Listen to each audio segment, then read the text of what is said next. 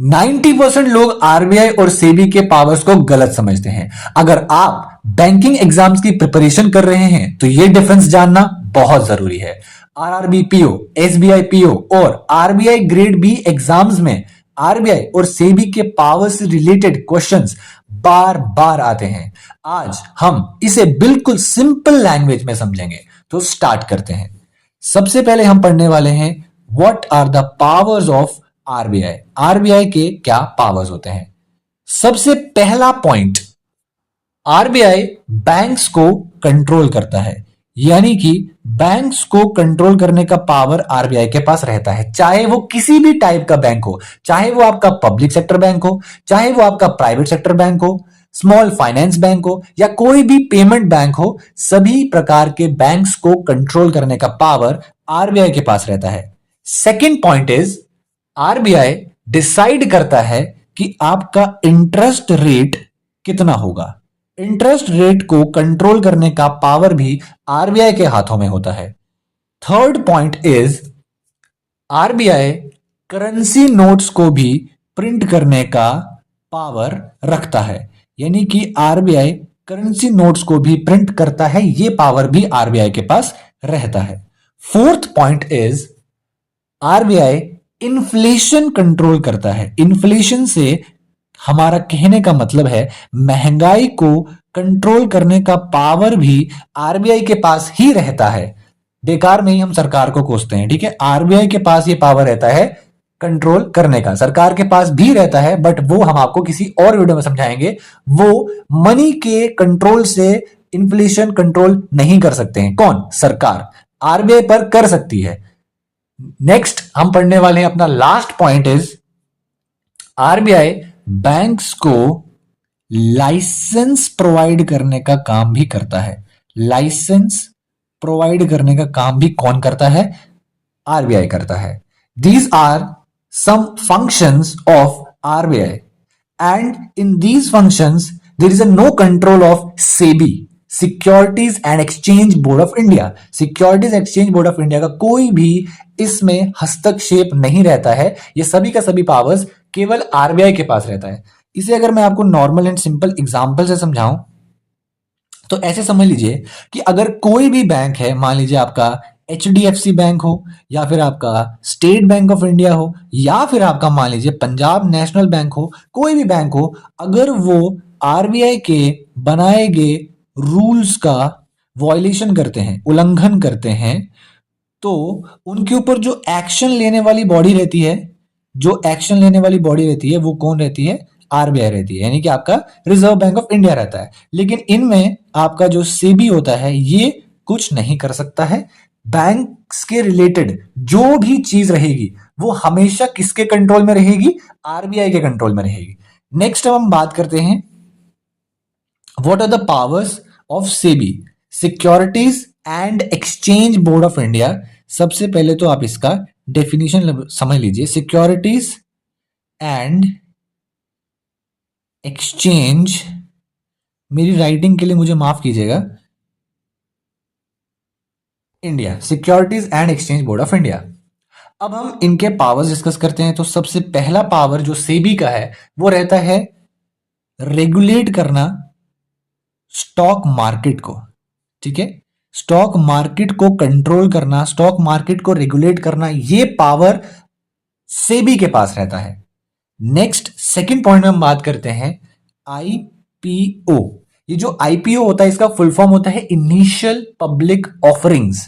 ये क्या होता है ये मैं आपको अंत में बताऊंगा, पर अभी आप इतना समझ लीजिए कि आईपीओ को अप्रूव करने का, आईपीओ को अप्रूव करने का जो पावर रहता है वो भी किसके पास रहता है? सेबी के पास रहता है। इसको मैं लास्ट में बताऊंगा कि आखिर आईपीओ होता क्या है, ठीक है। नेक्स्ट हम बात करते हैं इन्वेस्टर्स को फ्रॉड से बचाना, यानी कि फ्रॉड जितने भी केसेस होते हैं उनसे इन्वेस्टर्स को, जो पैसा निवेश करते हैं, इन्वेस्ट करते हैं स्टॉक मार्केट के अंदर, उन्हें उस पैसे को प्रिवेंट करना, ये रिस्पॉन्सिबिलिटी भी किसके पास रहती है? सेबी के पास रहती है, ठीक है। नेक्स्ट हम बात करते हैं आपका fourth point and that is mutual funds. Mutual funds तो आपने एड्स में देखा ही होगा, है ना, कि म्यूचुअल फंड्स तो ये जो म्यूचुअल फंड्स होते हैं, ये म्यूचुअल फंड्स को रेगुलेट करने का पावर भी आपके सेबी के पास ही रहता है, ना कि आरबीआई के पास। ये बहुत कंफ्यूजन होता है ना, जब एग्जाम्स में डायरेक्ट आता है कि म्यूचुअल फंड कौन सी बॉडी रेगुलेट करती है, तो कंफ्यूज नहीं होना है। सेबी जो है, SEBI security exchange board of India, ये रेगुलेट करता है, ठीक है। म्यूचुअल फंड आखिर क्या होता है? तो म्यूचुअल फंड आप ध्यान से सुन लीजिए, सिर्फ एक लाइन में कहूंगा मैं कि म्यूचुअल फंड एक ऐसा इन्वेस्टमेंट सिस्टम होता है जहां पे बहुत सारे लोग क्या करते हैं, अपना अपना पैसा किसी एक जगह पर कलेक्ट करते हैं, और वो पैसा जो एक्सपर्ट्स होते हैं उस पैसे को इन्वेस्ट करते हैं आपके बॉन्ड्स में, शेयर्स में, या दूसरे किसी एसेट्स के अंदर, तो उन्हें कहा जाता है म्यूचुअल फंड्स, ठीक है। नेक्स्ट हम इस क्लास में कॉन्सेप्ट समझेंगे, आपको डेफिनेशन नहीं रटवाने वाला हूं मैं, सिर्फ कॉन्सेप्ट बताने वाला हूं कि आखिर ये चीज क्या होती है सिंपल लैंग्वेज में। नेक्स्ट हम अपना आखिरी पॉइंट पढ़ने वाले हैं, जितनी भी आपकी इनसाइडर जो ट्रेडिंग्स होती हैं उन्हें रोकने का जो काम होता है, ठीक है, इनसाइडर ट्रेडिंग को रोकने का जो काम होता है वो भी किसका होता है? सेबी का होता है। अब ये आपका इनसाइडर ट्रेडिंग क्या होता है? तो आपने बहुत सारी मूवीज में ऐसा देखा होगा कि वहां पे क्रिकेट की बैटिंग की जाती है कि अगर धोनी ने अभी इस बॉल पे 6 मारा तो इतने की बेट लग जाए, अगर अभी यहां पे धोनी का कैच पकड़ा गया तो इतने की बेट लग जाए। बहुत सारी मूवीज में ऐसा दिखाया जाता है। तो ये जो क्रिकेट वाली ट्रेडिंग होती है जहां पे लोग अपने खुद के रूल्स बनाते हैं, इन ऐसी जैसी ट्रेडिंग्स को कंट्रोल करने के लिए या फिर रोकने के लिए जो बॉडी आपकी रिस्पॉन्सिबल रहती है वो कौन रहती है? सेबी रहती है। और वैसी वाली जो ट्रेडिंग होती है उसे इनसाइडर ट्रेडिंग कहा जाता है। तो इनसाइडर ट्रेडिंग को भी प्रिवेंट करने के लिए कौन रिस्पॉन्सिबल रहता है? SEBI, securities and exchange board of India. अब हम बात करते हैं आपके उस कॉन्सेप्ट की जो हमने ऊपर पढ़ा था, वो है हमारा आईपीओ, जिसकी फुल फॉर्म होती है इनिशियल पब्लिक ऑफरिंग्स। ये क्या होता है? सिंपल लैंग्वेज में इनिशियल पब्लिक ऑफरिंग्स का मीनिंग होता है जब कोई भी company first time new shares को, एकदम बिल्कुल फ्रेश वाले, एकदम न्यू शेयर्स को क्या करती है? मार्केट में लेके आती है बेचने के लिए। वो शेयर्स लोगों में बांटने के लिए जब कोई भी कंपनी न्यू शेयर्स को मार्केट में लेके आती है और उन्हें लोगों में डिस्ट्रीब्यूट करती है, बेच देती है, तो उस प्रोसेस को कहा जाता है इनिशियल पब्लिक ऑफरिंग्स। और ये इनिशियल पब्लिक ऑफरिंग्स का जो प्रोसीजर रहता है वो किस बॉडी के रूल्स के अकॉर्डिंग किया जाता है? SEBI is the body which is responsible for regulating and controlling these types of public offerings।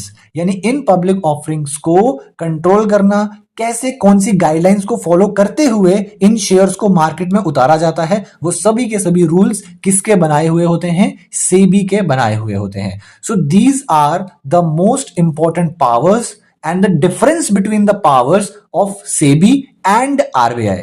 तो अगर आप इस वीडियो से थोड़ा सा भी फायदा उठा पाए हैं तो प्लीज वीडियो को लाइक कीजिएगा। कोई डाउट रह गया है तो कमेंट सेक्शन में बेझिझक आप पूछ सकते हैं, हम आपका रिप्लाई जरूर करेंगे। मिलते हैं आपके नेक्स्ट वीडियो में। Tata, bye bye.